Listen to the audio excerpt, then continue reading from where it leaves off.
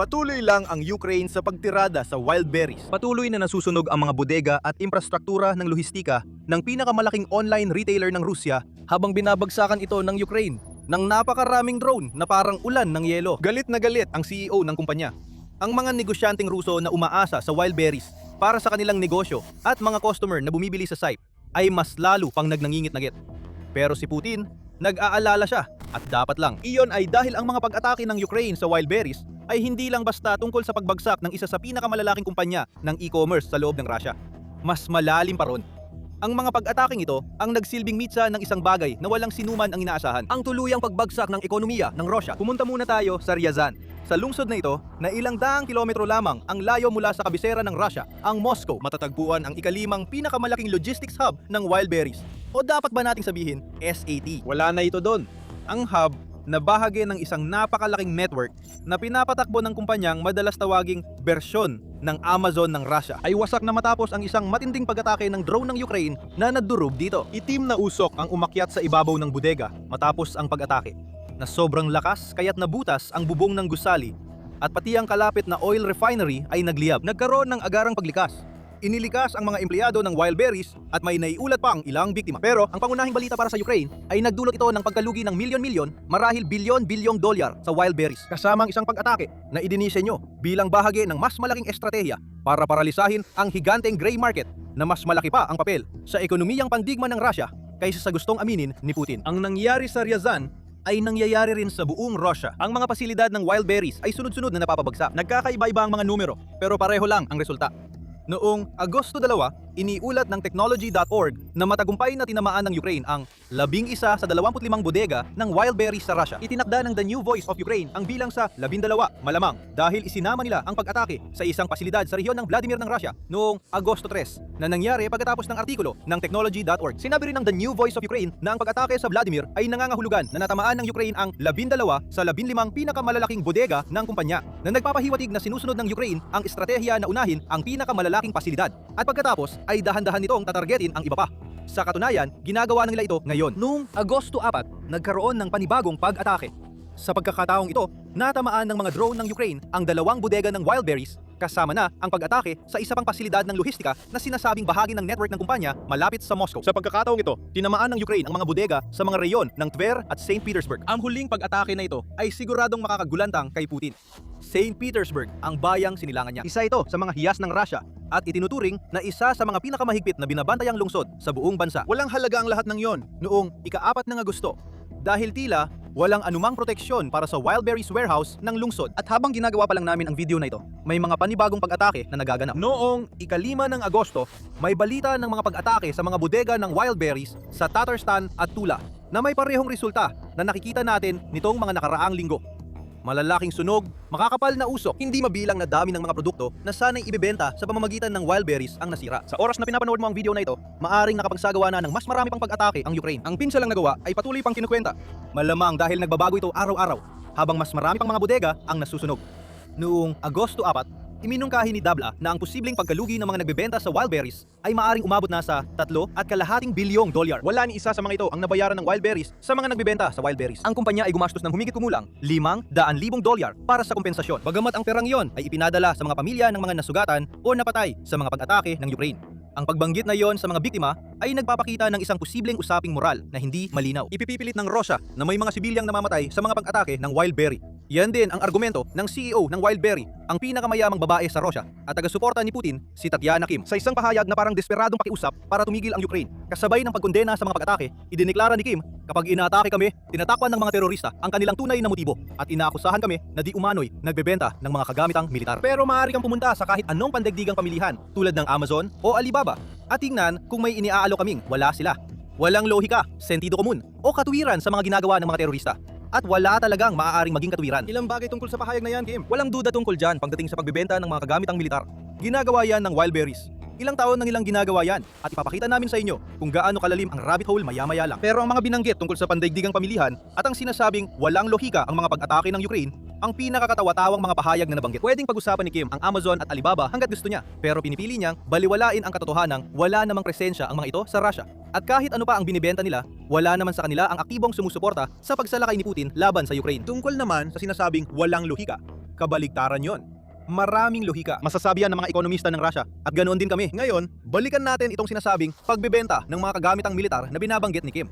Naglabas ang Kyiv Post ng isang kawili-wiling ulat tungkol sa mga ibinebenta ng wild berries. Halos kasabay ng pagsisimula ng mga pag-atake ng Ukraine sa wild berries. Bago ang mga pag-ataking yon, maaari mong itype ang salitang drone at makakakita ka ng napakaraming pagpipilian ng mga drone kabilang ang Mavic 3 at Mavic 4 na madaling gawing FPV strike drones na makikita sa wild berries. Makakakita ka rin ng maraming quadcopter na may label na FPV na malinaw na senyales para sa mga sundalong gumagamit ng ganitong uri ng drone sa frontline. Kung maghahanap ka pa ng mas malalim, posible ring makahanap ng mga mekanismo para sa payload retention at bomb release para sa mga drone na ito, na kadalasang nakatago sa mga hindi kapansin-pansing kategorya tulad ng electronics o piyesa ng sasakyan. At sa clothing section ng wild berries, hindi mo na kailangan maghanap pa ng malayo para makakita ng tactical gear tulad ng chest rigs na isinusuot sa ibabaw ng body armor at maaring gamiting lalagyan ng magazine para sa mga rifle. Meron pang isang kategorya sa wild berries para sa espesyal na operasyong militar. Gaya ng sinabi namin, walang anumang haka-haka sa sinasabi ng Ukraine tungkol sa mga ibinebenta ng wild berries. Gayunpaman, ginamit namin ang past tense sa maliit na segment na yon dahil may dahilan. Masigasig na nagtatrabaho ang wild berries para alisin ang anumang bakas ng mga item na ito sa kanilang online storefront.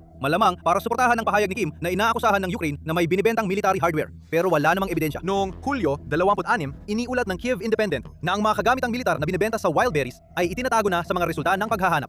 Nandun pa rin technically ang mga produkto, pero sinusubukan ng wild berries na magmukhang wala ito sa pamamagitan ng pagpapahirap sa mga customer na mahanap ang mga ito. Partikular, nagsimula ng itago ng wild berries ang mga resulta para sa mga search term tulad ng SVO, na siyang Russian abbreviation para sa Special Military Operation. Isa itong mahina na pangtatangka na itago kung ano ang naibenta na ng platform noon at patuloy pa ring ibinibenta ngayon kung magsisiyasat ka ng mabuti. Ayon sa Moscow Times, bago ang mga pag-atake ng Ukraine, ang paghahanap para sa lahat ng may kinalaman sa SVO ay nagbabalik ng mahigit 200,000 resulta. Ngayon, wala na. Wala talagang lumalabas. Pero may isang sabit dito. Ang totoong ginawa yung wild berries ay i-blacklist ang abbreviation na SVO. Lahat ng mga produkto na dapat sana ay lalabas sa ganitong uri ng paghahanap ay available pa rin sa wild berries ayon sa United 24 Media. Kailangan mo lang gumamit ng ibang mga search term para mahanap ang mga ito. Ayon sa outlet, napatunayan ng isang Russian media source na tinatawag na Boktak na totoo ito sa pamamagitan ng paghahanap ng mga helmet na may markang nasubukan na sa SVO o gamit ang ibang mga keyword. At hindi rin gumagana ng maayos ang SVO blacklisting. Ang mga paghahanap para sa mga SVO goods, SVO supplies, at SVO accessories ay nagbibigay pa rin ng mga resulta. Kung ang layunin ni Kim ay palakasin ang kanyang argumento na ang mga pag-atake sa wild berries ay walang layuning militar, hindi niya ito nagagampanan ng maayos sa ganitong hilaw na pagtatangkang itago ang mga produktong militar na ibinebenta sa kanyang platform. Nandun pa rin sila, maaari pa ring mahanap at mabili gaya ng dati. Pero ilan lang sa mga ito ang maaari pa. Marami sa mga dating ibinebenta ay abon na lang ngayon sa mga guho ng mga bodega. Lahat dahil sa mga pag-atake ng Ukraine. Malinaw nating nakikita ang layuning militar sa likod ng mga pag-atake ng Ukraine sa wild berries, na agad sumasalungat sa mga pahayag ni Kim na walang lohika sa mga nangyayari.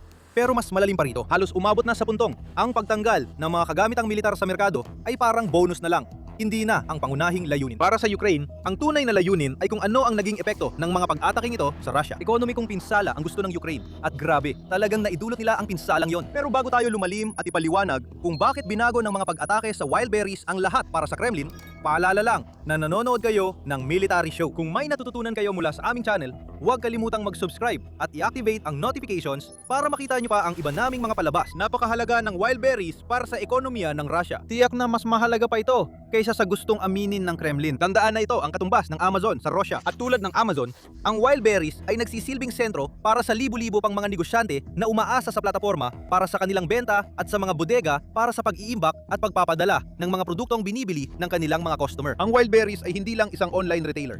Isa itong napakalaking logistics network na inaasahan ng malaking bahagi ng ekonomiya ng Russia. Mga 10% ng warehouse space ng kumpanya ang nasira dahil sa mga pag-atake ng Ukraine noong Hulyo 29. Kasama na ang mga stock na naka-imbak doon, mas mataas na ngayon ang porsyento dahil tuloy-tuloy ang walang humpay na pag-atake ng Ukraine. Nagsisimula ng mabali ang loob ng mga nagbebenta dahil sa laki ng kanilang lugi.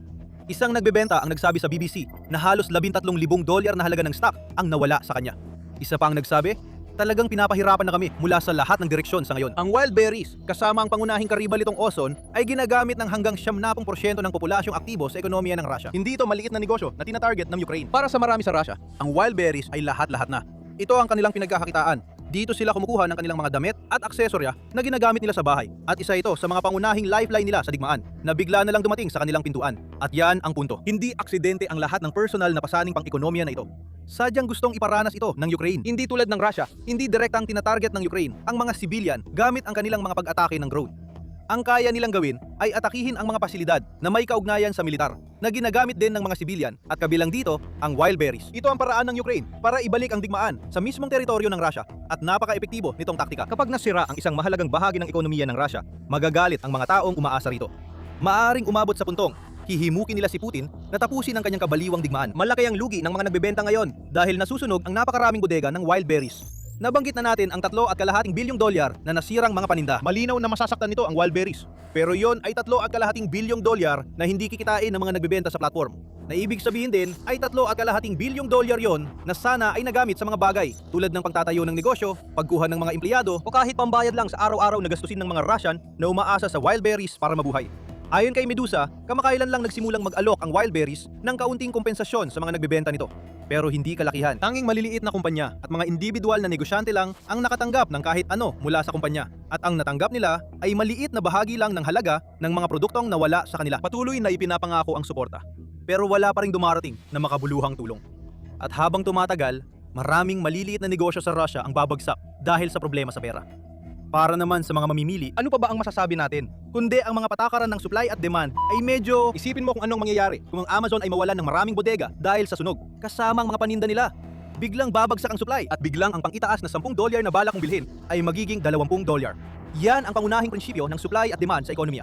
At ang mga Ruso na gumagamit ng wild berries ay nararamdaman ng epekto ng mga pag-atake ng Ukraine sa kanilang mga bank account. Sa isang ulat noong Agosto 1, ibinunyag ng Keypost na ang mga presyo sa wild berries ay tumaas ng 10 hanggang 30%. Ito ay inflation na sobrang bilis at lalo pang lalala habang mas marami pang lokasyon ng wild berries ang mawawasak dahil sa pag-atake ng mga drone ng Ukraine. Ang mga kumpanyang nagbebenta sa pamamagitan ng wild berries ay ginagawa ang lahat ng kanilang makakaya para matakpan ang tumataas na gastos. Kabilang na ang pagkansela ng mga diskwento at pagpili ng mas murang opsyon sa paghahatid. Ang natuklasan ng Ukraine dito ay marahil isa sa mga pinaka hindi inaasahang pressure point ng buong digmaan hanggang ngayon. Ang layunin ng Ukraine ay pahinain ang ekonomiya ng Russia upang matiyak na hindi kayang pondohan ni Putin ang kanyang pananakop sa proseso. Matagal na gagalaw ang wild berries, pero ang mabilis nating natutuklasan ay maaring ang mga pag-ataking ito ang susi na magbubukas ng pinto sa pagbagsak ng ekonomiya ng Russia. Ang wild berries ay isang choke point para sa malaking bahagi ng ekonomiya ng Russia ayon sa DW News. Isa rin itong kumpanya na may utang na nagkakahalaga ng $10 bilyong na nagagagawa lang nito dahil sinusuportahan ito ng mga bangkong pag-aari ng Estado ng Russia. Dito natin nakikita ang koneksyon sa pondo ng digmaan ni Putin.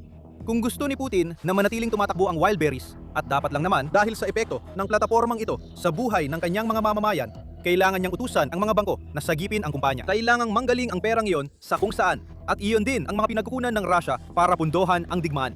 At kung piliin ni Putin na hindi tulungan ang wild berries gamit ang pondo ng Estado, nanganganib siyang magdulot ng sunod-sunod na sakuna sa ekonomiya.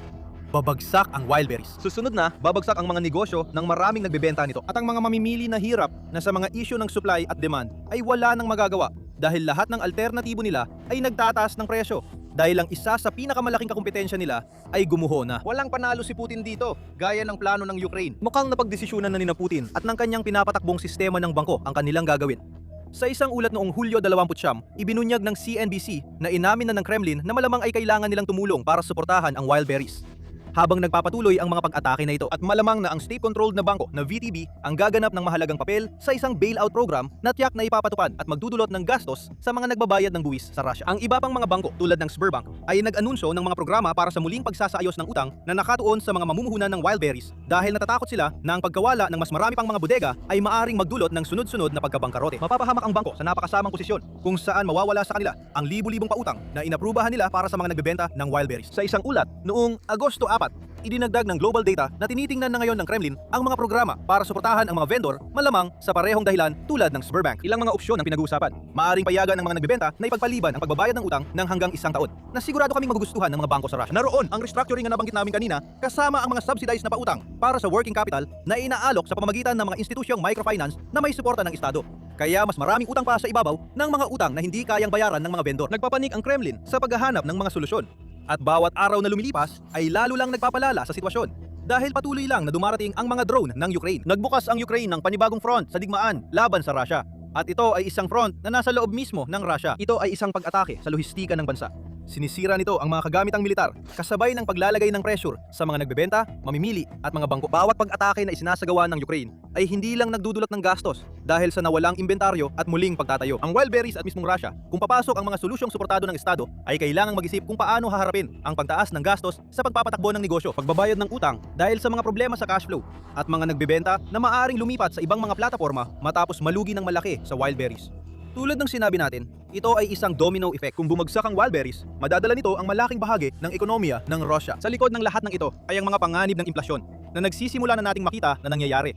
Binanggit din ng RBC Ukraine na ang median nakita ng isang nagbebenta sa wild berries ay $7,500 lamang, na nangangahulugang wala silang gaanong kaluwagan sa pananalapi. Ang 1 o 2 linggo ng mga biglaang pangyayari ay maaring sapat na para itulak ang marami sa mga maliliit na negosyanteng ito sa negatibong daloy ng pera.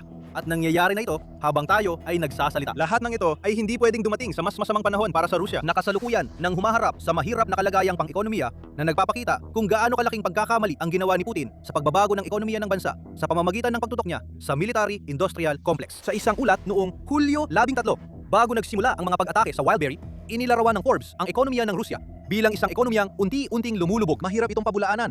Sa 2026, mismong Rusya ang nagsasabi na ang kanilang ekonomiya ay lalaki lamang ng 0.4% na naglalagay sa bansa sa bingit ng resesyon. Ito rin ay isang optimistikong pagtataya. Sabi ng Forbes, ang digmaan ni Putin ay lalampas ng hindi bababa sa $28 bilyong sa budget sa 2026, at ang bilang na yan ay tataas pa ng karagdagang $54 na bilyong sa parehong 2027 at 2028. Ang tanging dahilan kung bakit hindi pa mas lalong naghihirap ang Russia sa 2026 ay dahil ang digmaan sa Iran ay nagbibigay dito ng kaanting ginhawa dahil sa epekto nito sa presyo ng langis. Kung wala yon, mas lalo pang malulubog sa problemang pang-ekonomiya ang Russia. Ang pagkawala ng wild berries o ang pagkalangan na gumastos ng bilyon-bilyon para suportahan ito ay dagdag lang sa mga problemang ito. Sapat na ba ang pagsira lang ng mga bodega ng wild berries para pabagsakin ang ekonomiya ng Russia?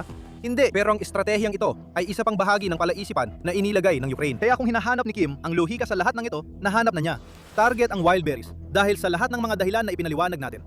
Nakipagsabwatan si Kim kay Putin, nakagising lang niya para matuklasan na ang mga bodega ng kanyang kumpanya ay tinatabunan ng mga drone na parang kuto na may dalang pampasabog. May isa pang aspeto sa mga pag-atake sa wild berries na bahagya pa lang nating natalakay dito. Gusto ng Ukraine na magdulot ng kaguluhang pang-ekonomiya sa Russia, oo. Pero gusto rin nilang gamitin ang kaguluhang yon para mapilitang bumaliktad ang mga tao ng Russia laban kay Putin. Kasing halaga ng psikolohikal na dagok, ang dagok sa ekonomiya. At malalaman mo kung bakit kapag pinanood mo ang aming video. At kung nagustuhan mo ang video na ito, huwag kalimutang mag-subscribe sa Military Show dahil sinusubaybayan namin ang bawat mahalagang kaganapan sa digmaan sa pagitan ng Russia at Ukraine. At salamat sa panonood!